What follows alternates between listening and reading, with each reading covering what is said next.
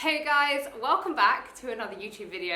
I know it's been a while since I was on here and we were having a chat, but there was a video that I've been wanting to film for a while now, and it just required me to get some questions from you guys. So I put out on my Instagram last week that I wanted to do this kind of like girly Q&A chat. So not questions about yoga, questions a little bit more about lifestyle, being a woman, being a girl, and yeah, I wanted to kind of answer those for you. So I've got my questions at the ready. Firstly, and I will obviously kind of go into more detail when I answer questions, but I do want to say that obviously I'm answering all these questions just from experience. So when it comes to, there's a few questions about contraception and things like that, just please do remember that this is purely my experience and this isn't me saying you need to go and do the same, because ultimately we're all different and we all have totally different ways of doing things and totally different bodies that like different things. So we will get started, and I'm not going to be able to answer every question, but I've kind of grouped together some questions because some were sort of similar and fall into the same category. So let's do this. Okay, so a few questions similar to this, and I was quite surprised, but I suppose it's something that I've spoken about really openly. So someone said, what should I do? I think my friend has an eating disorder, so me and my other friend are unsure what to do. And then a couple of other people said something sort of similar. They think a family member maybe has an eating disorder. How do they approach someone? And then someone else, they suspect an eating disorder. Should they tell a professional, or should they then ignore it? Now, like I say, I can only answer this as somebody that has had eating disorders. And I know that, you know, the majority of us, and a lot of us, will really try to hide it because there's so much shame around having an eating disorder. And for me, it was the thought of someone knowing that I was doing these things to myself, punishing myself in such a way was just awful.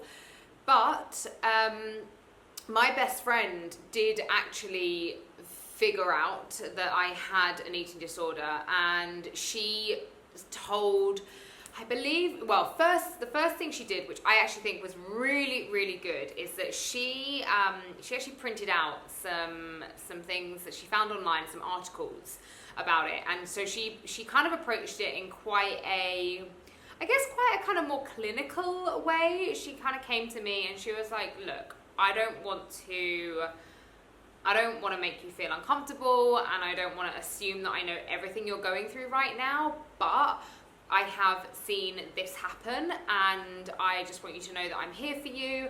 And I printed out this little bit of research all about bulimia, and I really think that maybe you should take the time to read it, and just know that if you do read it and you want to talk, then I'm here, and you know, we're in this together. And that for me was a really, really gentle way of doing it, albeit I wasn't ready. I'm not even sure if I did read them. I did read the documents, and I wasn't quite ready to, you know, fully come out of it, but I really remember that very well. And then when I didn't, I think she suspected that I kind of hadn't stopped and that I was continuing with my purging and all sorts of things. She did actually mention it to my parents, who kind of kept a close eye on me. But actually, for me, and I do think that, you know, I would approach the person first, and like I say, this is only how I would, I guess, want to be approached.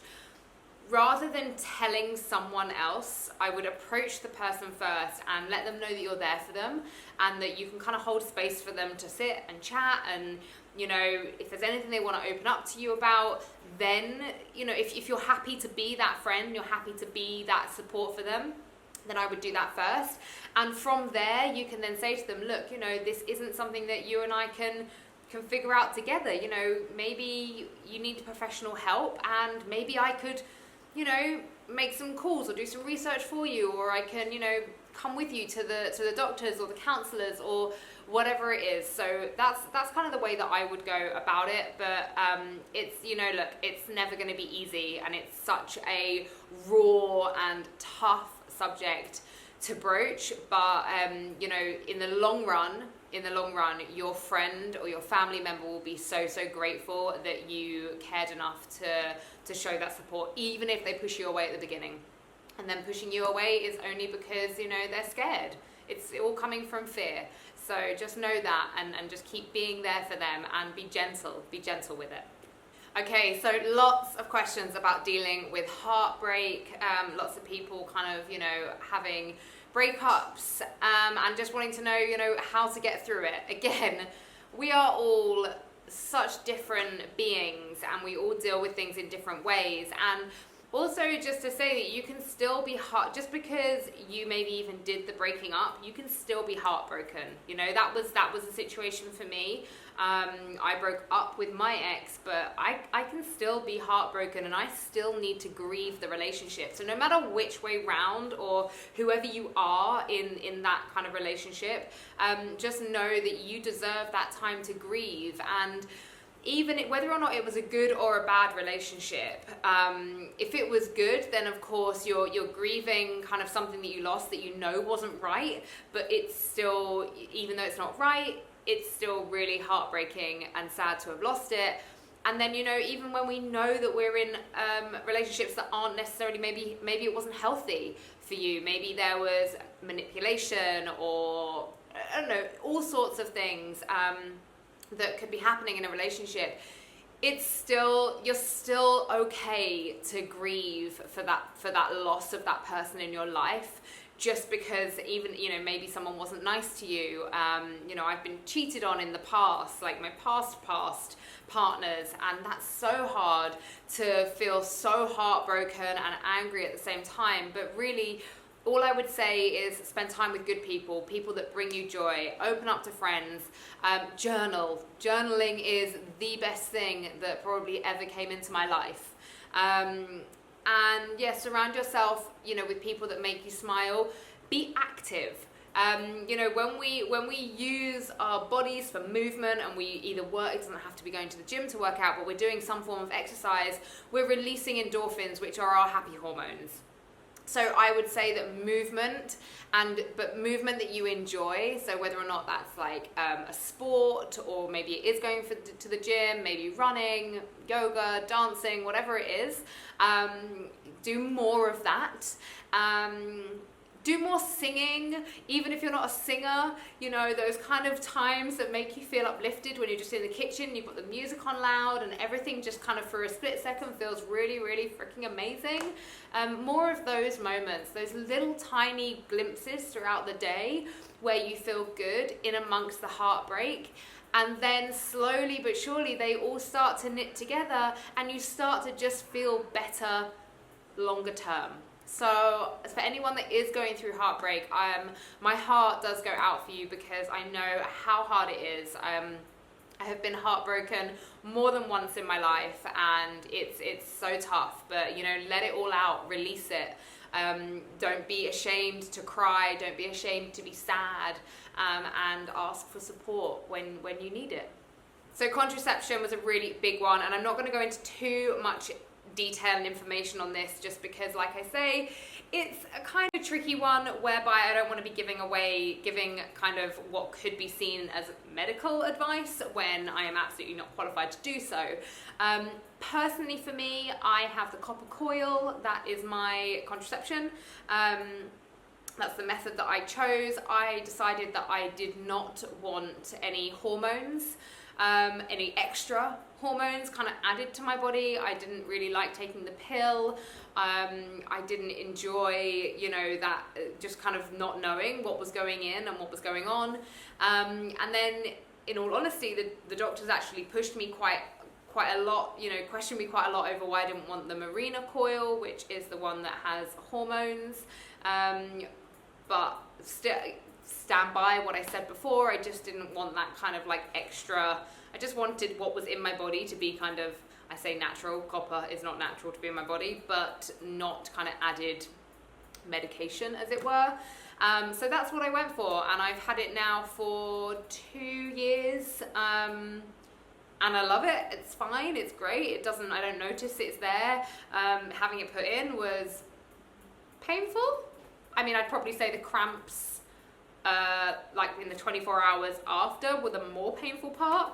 But you know, then it's done and you don't have to think about it ever again. So that is my preferred method. But like I say, make sure you consult a medical professional because that's not going to be for everyone. This is a good one. So advice for nomadic dreamers or people that dream of having a nomadic lifestyle. Now, as somebody that is currently sitting on the floor in a house that is not their own with 2 suitcases around, I think the most important thing is to say it is not as easy and as glamorous as it looks. 100%. I cannot stress that enough, and I have really struggled this year, if I'm honest, not having a base. You know, there are some people, I have a few friends who do it and don't have that kind of need for a base, but I would say the majority of people that I know, they kind of do it for maybe like a year or so, or maybe 2 years, and then it's like, okay, no, I need somewhere for my things to be, somewhere to feel like home, and that is where I'm at right now. And it's been a bit of an emotional roller coaster this year, just like not having a home. And yes, I've been to some amazing places, and you know, I've been able to just kind of have a sense of freedom, but at the same time, where I've had freedom, I haven't had grounding, and you need both, or at least I need both. So all I would say is, you know, don't decide to do it based off an Instagram profile. If you see people like me or the numerous other nomadic yogis and digital nomads and all sorts around the globe, just don't assume that it's easy, because you will be tested and you will be challenged, and you will miss loved ones, you will miss the comforts of home, you will miss the ease of life. But at the same time, there is also so much excitement and the growth to be had on that journey. But yeah, it's definitely, my advice is don't assume that it's easy, because it's not. But it is also magical at the same time. That being said, I am very much ready to have my own home again. So ready for that. I got asked this one a couple of times about how do I feel about, or do I get annoyed with the expectation of being a certain age and not being married and not having children? Yes. I'm 32 years old and I'm open to marriage and I would like to have children, but I'm not in a rush. And if that means that at some point in the future my body clock has run out, then I will look into other ways of you know, being a mother. And I just, you know, right now in my life it's not right. As from the previous question, you know, not having a base and not having a ground is a really big thing, and you know, needing to feel stable is super important. And people just, you know, especially, a lot of it's from older generations, in fairness. Literally just had a conversation with my mum this morning, who was talking about one of her friends whose children have got pregnant, but they rent a house and they're not married. And to me, I'm like, cool, they wanted the child, so they didn't want to do the marriage. They maybe didn't want to have the house, or couldn't afford to buy a house, but they've planned this, and they've clearly decided that they're financially stable enough to have a child. And that to me is like, cool, that was their decision, it's their life to live. Whereas kind of my mum's generation, not so much my mum, because I think living with me, you know, she's kind of got into that kind of airy fairy world that I live in. But yeah, like, you know, they assume that traditionally it has to be like, hey, you live together, you get married, you have children, that's the order of things, and there can't be a change in the order of things. But there can, you know. And for me, it's like, I will maybe get married when I'm good and ready, and maybe have children when I'm good and ready. And I'm quite open to discuss it. If someone's like, oh, like, you know, when are you two getting married? Like me and my boyfriend, we'll just say, we don't know, like, we're cool, thanks. None of your business. And it's okay as well to tell someone, like, actually it's not something I really want to discuss, you know. And also, as soon as someone does get married, why then do they suddenly have to be trying for a baby? It's like, why can't they just keep enjoying their relationship together? As you can see from my irateness right now, it does bug me, it does. But, you know, we just have to be strong enough in our own sense of self to kind of know what it is that we want and what we stand for. and be able to say to someone, actually, I don't want to discuss that with you. And it's kind of none of your business because I'm somewhere else on that wavelength. A really interesting question was, how do I deal with competition in my industry and supporting women? I think I've always been slightly, even though I kind of see myself in two different industries, because I am very much a yoga teacher in the yogi industry, and then also I've been a blogger for 7 years. So there's that kind of influencer blogger industry as well. I just think keep supporting. Look, it's really lonely at the top if you're there on your own, so we might as well support each other on our way up. And yeah, sure, I've never, I guess, been one for like playing the game, as it were, and I'm not playing the game because it's not necessarily to say everyone's playing a game, but I've never been one for trying to collaborate with as many people as possible in the hope of like growing my audience. I just know that, the people that find me in this world, online or in person, they're meant to be in my world, and I'm meant to be a teacher or some form of inspiration on their journey.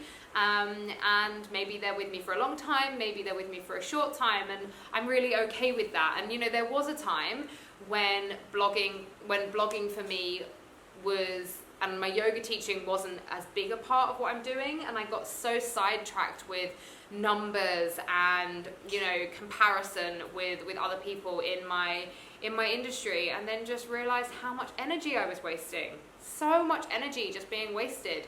And it's not to say it doesn't happen. I woke up the other morning and suddenly got this kind of bout of imposter syndrome where I thought, all these other yoga teachers are running kind of yoga teacher trainings, and just because I don't want to and I don't feel ready right at this moment in my life, does that make me a bad teacher? I haven't, bought out a line of products. Does that make me kind of not ambitious?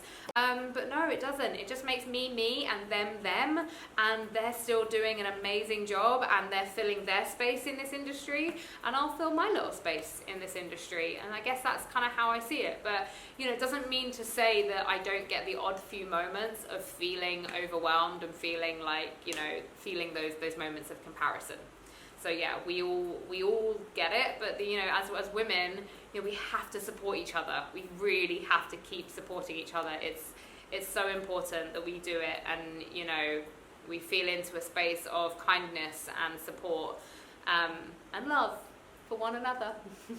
Okay, so that sort of leads me on quite nicely to the last question that I'm going to answer. There were so many, but I don't want to make this video too long, and so I've kind of done the most popular questions. And this one was about me running a yoga teacher training. I know I said it wasn't going to be about yoga, and it was going to be more girl talk, but considering the majority of questions were about that, and I've spoken about kind of like how I feel about that, I'm not saying it won't ever happen.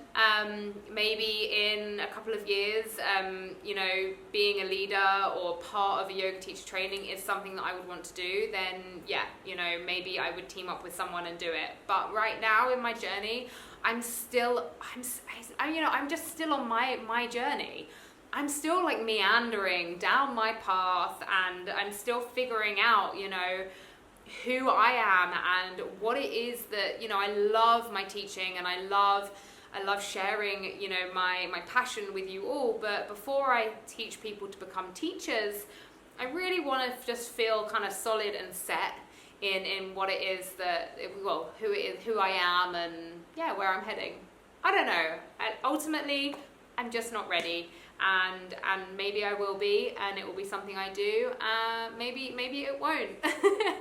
We'll have to just wait and see. But for now though, my membership is enough for me, and it's amazing, and I love it, and running my retreats is epic. Actually, I'm gonna give you one last question, because it was a really nice one. And it said, what advice would I give myself, my 24-year-old self? And the advice I would give myself at 24 is, hey hun, you don't need to have all the answers, because when you get to 32, you're still not gonna have all the answers. So just enjoy life and take it day by day. Work hard, but I would say play harder. Just enjoy every day for what it is, and be ambitious and have dreams and have goals, but don't lose sight of your youth, because, you know, it's such a beautiful thing to feel young and to feel vibrant and to feel energetic. You know, and we won't have these healthy bodies our whole entire lives. I'm sure ailments will come in and we get old and stuff like that. And so, you know, just while you're 24, I would have just said to myself, chill out a bit. It's okay. You've got time. Anyway, that is it from me. I hope you've enjoyed our little chat. I have. I'm probably going to do another one of these because there were so many other questions. So yeah, let me know if you have any extra questions in the comments below. So yeah, comment below with any extra kind of girly talk, questions, life, love, all of that stuff. And I will maybe film another one soon. All right, I will see you soon. Bye bye.